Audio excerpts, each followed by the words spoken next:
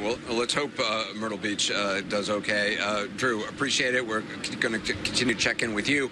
I wanted to introduce you to Tim Buckland, who's a local reporter here at the paper. The name of the paper is? It's the Wilmington Star News. Okay. You've been basically sleeping in your office, last night. Well, sleep is one way to put it. I got about 2.5 or 3 hours of sleep in between posting updates and, throughout the night. So you've got some news on the curfew here in Wilmington. That's correct. Right before I came over to talk to you, Anderson, the mayor of Wilmington stopped me and said that they are instituting a curfew. It begins at 10 o'clock tonight and ends at 6 o'clock tomorrow morning. It's the first time Wilmington has done something mandatory like this in the height of the storm. And I guess the idea of that is just to protect property, keep people off the streets. Well, I'll tell you, ordinarily to get here from the newspaper, it's a 5-minute drive. It took us 20 minutes because we were dodging down tree limbs, down power lines. It's just a mess in Wilmington right now. It's interesting because, when, here, there's not a lot of debris, obviously. There's not a lot of trees, but you're saying outside in other areas of Wilmington, it's bad.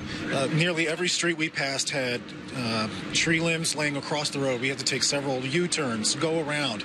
It took quite a while just to get down here. Have you seen a lot of water on the ground yet? We did go through some patches of water, but not yet. Okay.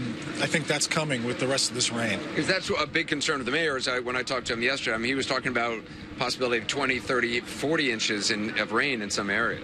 Yeah, and that's a catastrophic amount. To put it in perspective, the most rain Wilmington has ever had in a 3-day period was almost 20 inches. And we're expecting to get 30 within the next 24 hours or so. Yeah, they're talking about it's like 8 months worth of rain over the next 3 days. That's right, and that's on top of this year's record-setting pace already. We've already had drenching rains. Luckily, for a couple of weeks, we had some dry patches, so maybe there's a little bit where the ground can soak some of this up. But, you can look behind us, and we've already got river flooding meeting storm surge, and we're not sure that there's anywhere the water can go. It's very possible this area would flood because, as you said, this water is moving out, and it's also colliding with water moving this way. Well, I don't know how soon it's going to happen, but I can't imagine that this isn't going to soon wash over.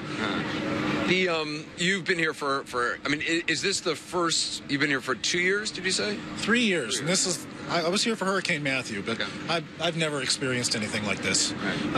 And I've lived in very extremely cold climates, hot climates. This is the first real monster I've been through. Yeah. Well, Tim, I appreciate all your reporting. Thanks very much. Really a pleasure to talk to you. I want to toss it over to Wolf Flitzer in D.C., who's monitoring events here, not only the storm, but also the dramatic news about Paul Manafort. Wolf?